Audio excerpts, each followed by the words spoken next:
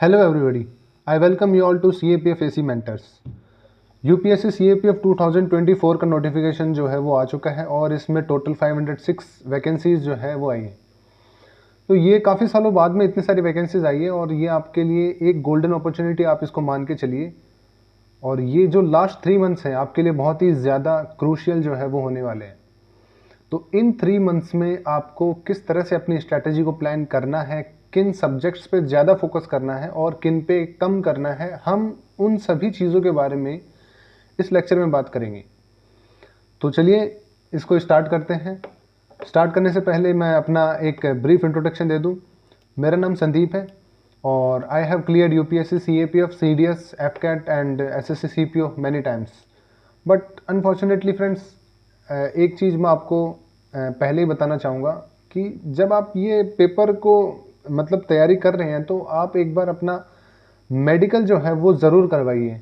क्योंकि मेरे साथ ये हुआ है, क्योंकि सारे एग्ज़ाम क्रैक किए थे but unfortunately I got medical out. तो मैंने यूपीएससी CAPF में मेरा मेडिकल इशू हो गया था, इसलिए आई गॉट अनफिट। तो मैं आप सभी को एक एडवाइस देना चाहूँगा कि एग्ज़ाम में बैठने से पहले आप एक बार अपने मेडिकल के लिए ज़रूर श्योर हो जाएं, ताकि कल को मान लो कोई बात हो तो दिक्कत ना हो जाए, क्योंकि हम इतनी मेहनत भी करें तो फिर वो वेस्ट हो जाएगी। तो चलिए हम लोग इसको स्टार्ट करते हैं इस वीडियो को। तो देखो, आप लोगों के पास में लगभग 3 मंथ्स हैं, ठीक है ना। आपके पास में लगभग 3 मंथ्स हैं और आपको स्ट्रैटेजी जो है उसी हिसाब से आपको प्लान करनी पड़ेगी। इसमें बिल्कुल भी चांस नहीं ले सकते आप लोग, क्योंकि आपको ये पता होना चाहिए कि कौन से सब्जेक्ट पे आपको ज़्यादा फोकस करना है और किन को छोड़ना है, किस पे मतलब आपको ज़्यादा फोकस करने की ज़रूरत है, कौन सा ज़्यादा मार्क्स देगा आपको। तो सबसे पहले हम आप बात करते हैं जनरल मेंटल एबिलिटी की। ये नॉर्मल बहुत ही बेसिक लेवल आता है इसका। मतलब आप इसको मैथमेटिक्स और जो रीजनिंग होती है वो दोनों के दोनों मिक्सअप में आते हैं इसमें क्वेश्चंस। ठीक है, बिल्कुल बेसिक लेवल आता है इसमें, 10th स्टैंडर्ड का लेवल आता है इसमें।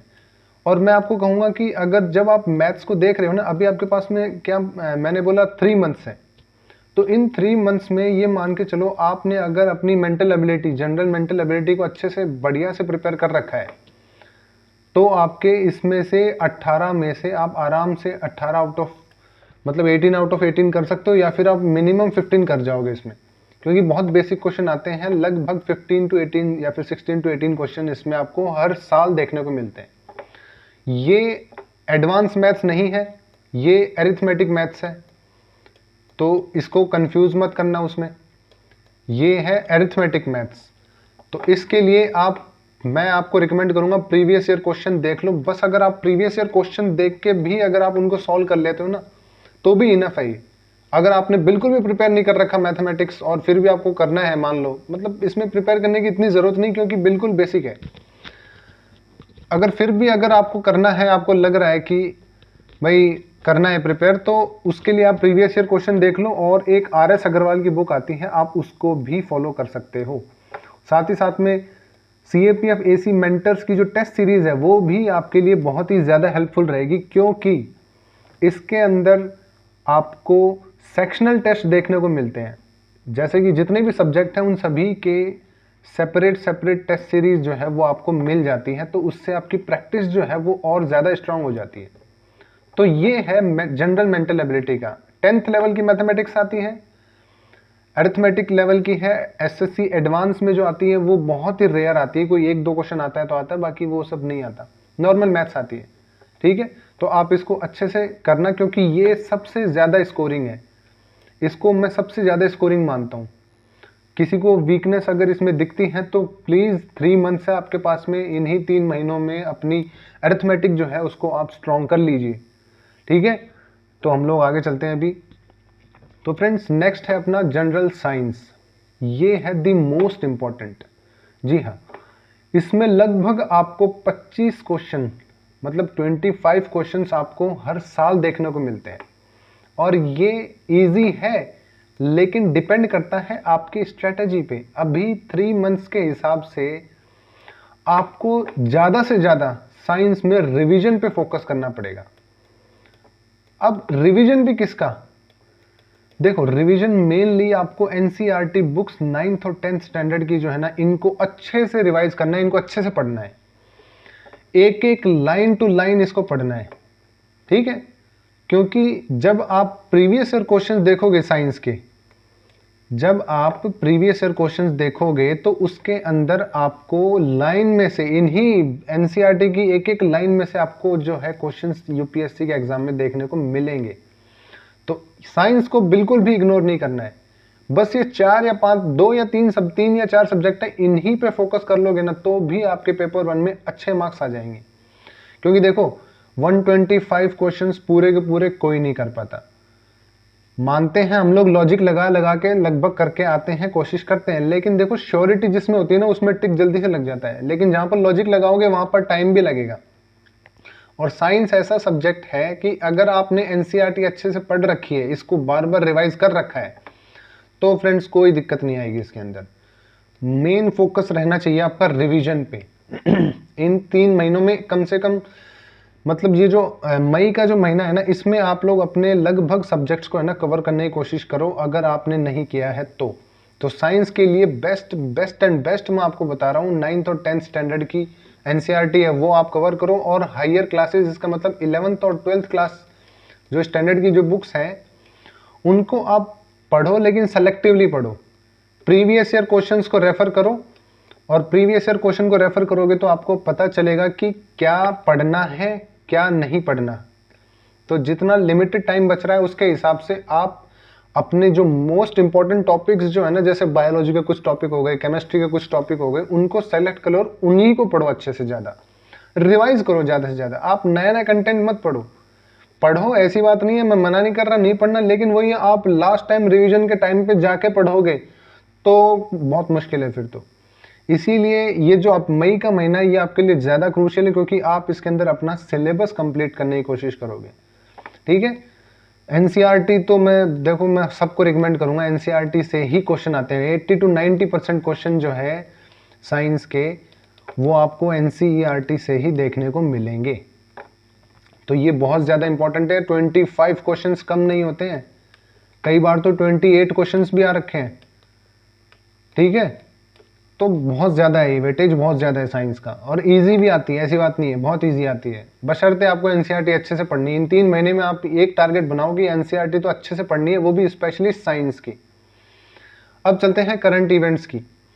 देखो करंट इवेंट्स के लगभग 12 से 15 क्वेश्चन आ जाते हैं, हर साल देखने को मिलते हैं 12 से 15।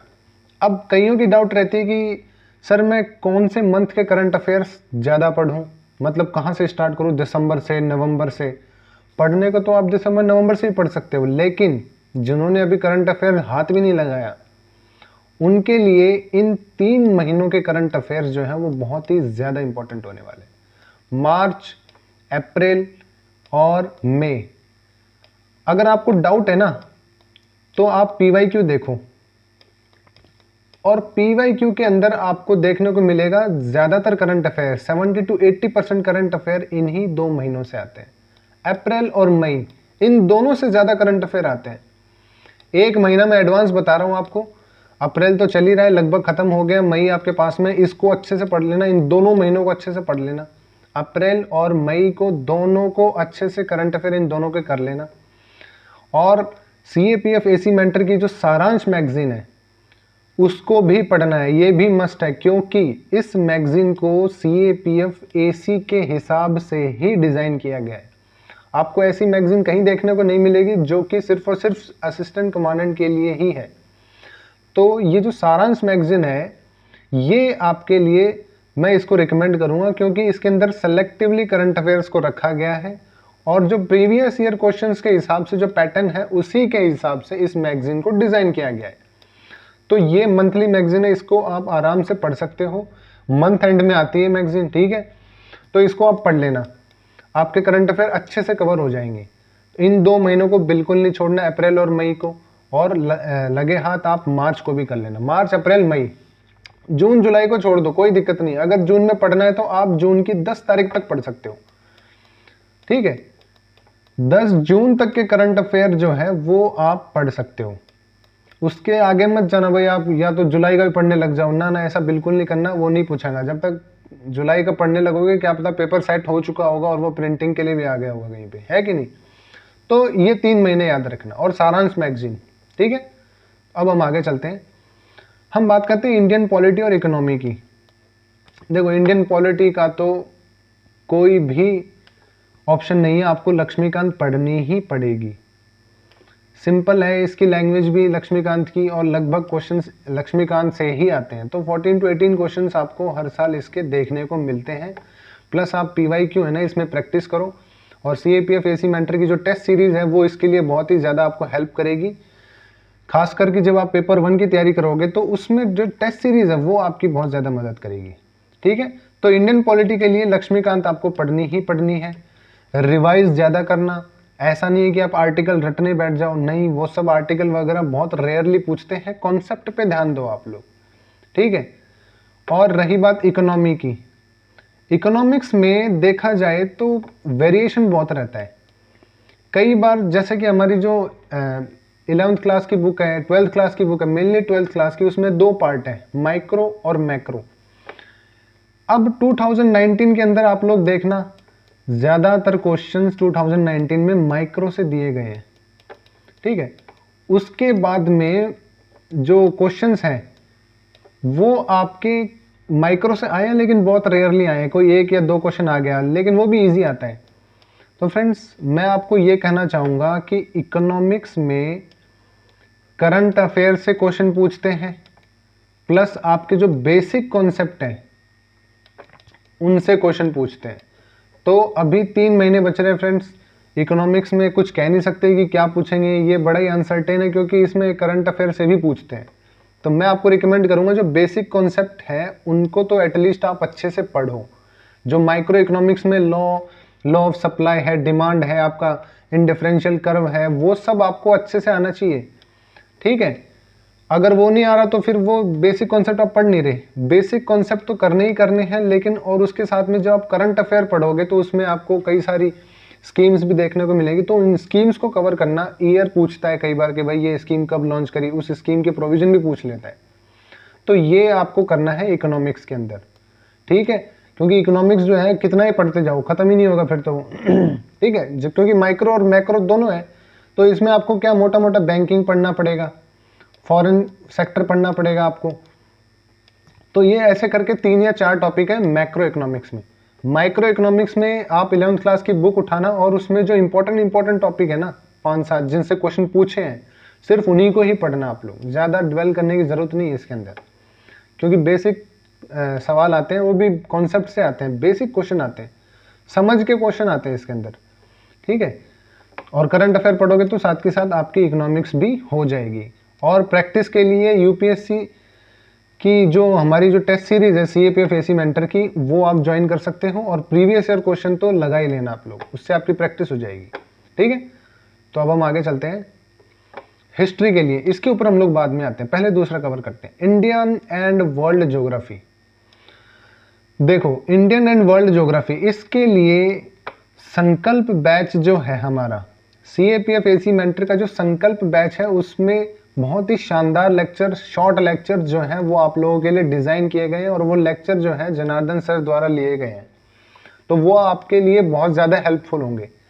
अगर आप चाहो तो इन लेक्चर से अपनी ज्योग्राफी आसानी से कवर कर सकते हो, नहीं तो फिर आपको देखो NCERT की 9th, 10th, 11th और 12th, देखो ये दोनों तो मस्ट है, इनको तो आप बिल्कुल भी नहीं छोड़ सकते, ठीक है। अगर ज्योग्राफी कंप्लीट करनी है तो 11th, 12th की NCERT तो पढ़नी ही पढ़नी है। ये दोनों पढ़ने के बाद आप जो स्टैंडर्ड बुक है GC लियोंग, उसको पढ़ सकते हो, ठीक है। पहले 11th और 12th क्लास की जो बुक है NCERT वो पढ़नी पड़ेगी। अगर आप GC लियोंग भी नहीं पढ़ते हो ना तो कोई दिक्कत नहीं है, इतना ज़्यादा कोई वो नहीं होगा इसमें। लेकिन अगर आपने 11th और 12th क्लास की बुक जो है अगर आपने वो मिस कर दी तो आप लोगों ने अपना नुकसान कर लिया, ये मान लो आप लोग। क्योंकि 2023 में भी आप पेपर उठा के देख लो, बेसिक क्वेश्चन आए हैं ज्योग्राफी के, वो भी आपको 11th 12th में मिल जाएंगे, ठीक है। और जब आप 11th 12th को और GC लियोंग को क्लब करोगे तो फिर तो कोई बात ही क्या है, फिर तो प्रैक्टिस करना है आपको मैप की, क्योंकि लास्ट मोमेंट पे आपको मैप बिल्कुल भी याद नहीं होगा। लगभग आपके पास में कितना टाइम बच रहा है, आपके पास में 3 मंथ्स हैं, तो 3 मंथ्स के अंदर जब आप लोग ये सारा कुछ अपना पोर्शन कवर करोगे तो आप मैप को छोड़ दोगे। तो एक काम करना, आप लोग मैप को डेली रात को सोने से पहले 5 या 10 मिनट एक बार एटलस खोलो और उस मैप को एक बार नज़र मार लो। आपका मैप है ना, उन्हीं 5-10 मिनट में डेली 5-10 मिनट दोगे तो आपका सारा मैप कवर हो जाएगा। लेकिन अच्छे से ऑब्जर्व करना उसको, ऐसे नहीं कि ऊपर की आंखों से निकाल दिया ना, ऑब्जर्वेशन अच्छी करना उसकी। तो ज्योग्राफी में बिल्कुल दिक्कत नहीं आएगी। बेसिक क्वेश्चन आते हैं ज्योग्राफी के, 11th और 12th पढ़ना है, जरूरी है ये। अगर आप संकल्प बैच में हो तो जनार्दन सर की जो लेक्चर्स हैं वो बेस्ट एंड बेस्ट है। और रही बात एनवायरनमेंट की, तो देखो साथ के साथ एनवायरनमेंट भी आपका ज्योग्राफी में कवर हो जाता है। लगभग ज्योग्राफी जो है एनवायरनमेंट को कवर कर लेती है। अगर नहीं आपको अलग से पढ़ना है तो देखो आप अपने हिसाब से कोई भी स्टैंडर्ड बुक पढ़ सकते हो जो भी आपको पढ़नी है। बाकी देखो 12th क्लास के जो लास्ट के जो बायोलॉजी के जो चैप्टर है ना 4, वो बहुत है। बाकी आप ये सब ज्योग्राफी पढ़ोगे तो बहुत है, इसमें एनवायरनमेंट कवर हो जाएगा और वैसे भी क्वेश्चंस कम ही आते हैं। बाकी एक्सेप्शन तो है, कई बार मान लो ज़्यादा भी आ जाए तो कुछ कह नहीं सकते, ठीक है। और PYQ तो आपको देखो करना ही करना है, चाहे कोई भी सेक्शन हो PYQ करना है। और जो टेस्ट सीरीज़ है CAPF AC मेंटर की, वो भी आप लोगों के लिए बहुत ही ज़्यादा हेल्पफुल होगी। तो CAPF AC मेंटर्स की जो टेस्ट सीरीज़ है वो डिज़ाइन ही ऐसे करी गई है आपकी प्रैक्टिस के लिए, आपके रिवीजन के लिए। और जो मान लो आपने कोई टॉपिक छोड़ दिया तो वो मान लो टेस्ट सीरीज में उससे रिलेटेड कोई क्वेश्चन आ गया तो आप उसको भी कवर कर पाओगे। तो देखो फ्रेंड्स, जुलाई मंथ जो है is only for revision and test series practice, ये बात ध्यान रखना। क्योंकि CAPF का जो पैटर्न है वो फैक्चुअल पैटर्न है आजकल। मतलब CAPF में जो क्वेश्चंस हैं वो फैक्चुअल क्वेश्चन ज़्यादा पूछने लग गए। तो आप इस चीज़ पे फोकस मत करना कि मैं कितना ज़्यादा कंटेंट पढूं। आपका फोकस होना चाहिए कि मैंने जितना पढ़ा है उतना मुझे आता है। उसके लिए रिवीजन बहुत ज़्यादा ज़रूरी है। तो revision is more important than covering more and more topics, ठीक है। ज़्यादा कंटेंट पढ़ने की बजाय आप उस जितना पढ़ा है ना उसी को अगर आपने रिटेन कर लिया तो वो बहुत ज़्यादा हेल्प करेगा आपको। क्योंकि 125 क्वेश्चन है तो ज़रूरी नहीं है कि जो आप पढ़ रहे हो वही आएगा। देखो लॉजिक बेस्ड पे अगर आप लॉजिक लगा के भी क्वेश्चन पेपर को सॉल्व करते हो तो भी क्वेश्चन पेपर सॉल्व हो जाता है, ठीक है। डायरेक्ट क्वेश्चन आते हैं, कई आते हैं डायरेक्ट क्वेश्चन, लेकिन लॉजिक बेस्ड भी कई सारे आते हैं। तो आपका ध्यान जो है फ्रेंड्स रिवीजन पे होना चाहिए, ना कि कंटेंट को इंक्रीज करने में। अभी देखो 3 महीने आपके पास में, तो इन 3 महीनों में जैसे कि अभी मई का मंथ आएगा और जून आएगा, तो मई और जून में आप लोग जितना ज़्यादा हो सके उतना बढ़िया सिलेबस जो है वो अपना कवर कर लो, ठीक है। सिलेबस जो है वो अपना मई या जून तक ख़त्म कर लो। जून भी पूरा मत लो, 15 जून तक ख़त्म कर लो। और जो बाकी के जो बच रहे हैं ना 40-45 दिन, उसमें आप लोग ध्यान दो अपने रिवीजन पे, ठीक है। Revision is more important than increasing your content level. और जब आप रिवाइज करोगे तो साथ ही साथ आप कोई भी टेस्ट सीरीज ज्वाइन कर लेना। PYQ तो आपको लगाने ही लगाने हैं ताकि लेवल पता चलेगा कि भाई UPSC किस टाइप का पेपर जो है वो सेट कर रही है। टेस्ट सीरीज लगानी है। CAPF AC मेंटर जो है उसकी टेस्ट सीरीज है, बहुत ही शानदार टेस्ट सीरीज लॉन्च कर रखी है, वो आप ज्वाइन कर सकते हैं, उससे आपको बहुत ज़्यादा हेल्प मिलेगी। PYQ लगाओ साथ के साथ। आपकी ओवरऑल जो तैयारी है ना वो कंप्लीट हो जानी चाहिए, मतलब जून तक हो जानी चाहिए। फिर तो आगे रिवीजन है, फिर आपकी राइटिंग प्रैक्टिस और कितना आप टेस्ट सीरीज करते हो, कितने क्वेश्चन सॉल्व करते हो, कितने क्वेश्चंस की प्रैक्टिस करते हो, वो आपके ऊपर है फिर, ठीक है। नेक्स्ट वीडियो में हम लोग बात करेंगे पेपर 2 की, कि पेपर 2 की क्या स्ट्रैटेजी होने वाली है।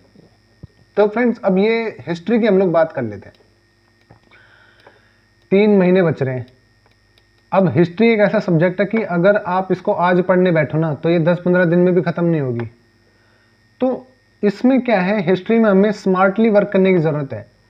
17 से 22 क्वेश्चन लगभग आते हैं। तो अभी आप 2023 के पैटर्न को देख लो, क्वेश्चन कम आए हैं, लेकिन देखो हिस्ट्री कुछ कह नहीं सकते, कुछ भी नहीं कह सकते हिस्ट्री में कि भाई अपन क्या पढ़े, कहाँ से क्वेश्चन आ सकता है, कहाँ से नहीं आ सकता। 2023 में देख लो, मतलब अलग ही लेवल था हिस्ट्री का। तो अब आपको क्या करना है, मेनली फोकस करना है आपको मॉडर्न हिस्ट्री पे, ठीक है, क्योंकि मॉडर्न से ज़्यादा क्वेश्चन आते हैं। आमतौर पर देखा गया है मॉडर्न से और आपके एंशियंट जो है उससे ज़्यादा क्वेश्चन आते हैं, ठीक है।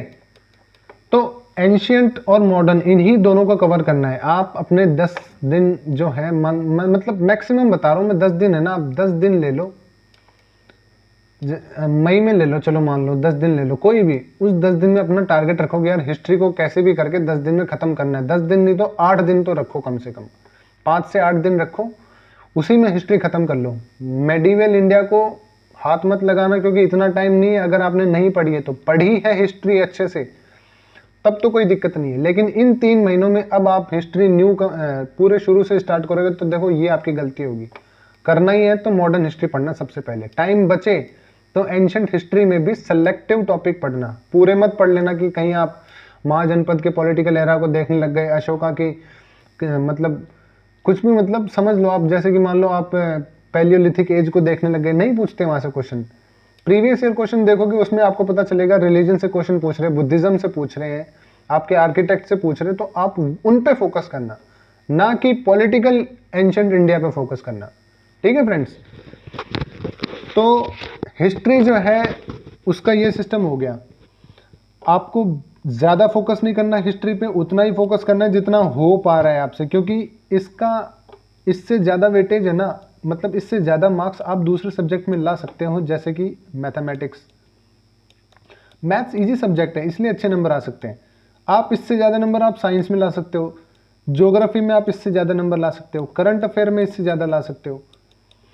तो मैं कहने की कोशिश ये कर रहा हूँ कि आप फोकस है ना उन चीज़ों पे करो, उन सब्जेक्ट्स पे करो जिनकी मार्क्स के अंदर प्रोबेबिलिटी हाई है।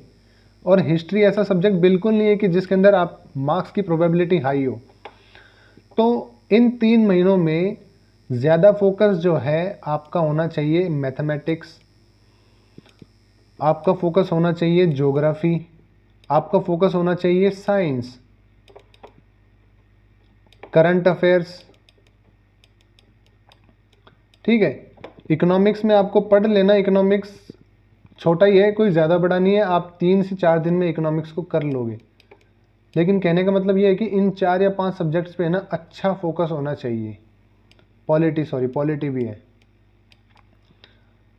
अब देखो इसके पीछे का मैं एक वो बताता हूँ आपको, क्यों मैं बता रहा हूँ। देखो इन चारों को कवर करना ईजी भी है और ये छोटे भी हैं। ज्योग्राफी मानता हूँ थोड़ा सा लेंथी सब्जेक्ट है, लेकिन है ना समझने का सब्जेक्ट है, आराम से हो जाता है। मैथ्स भी बहुत सिंपल है, साइंस और पॉलिटी ये भी सिंपल है। करंट अफेयर डेली पढ़ना ही है।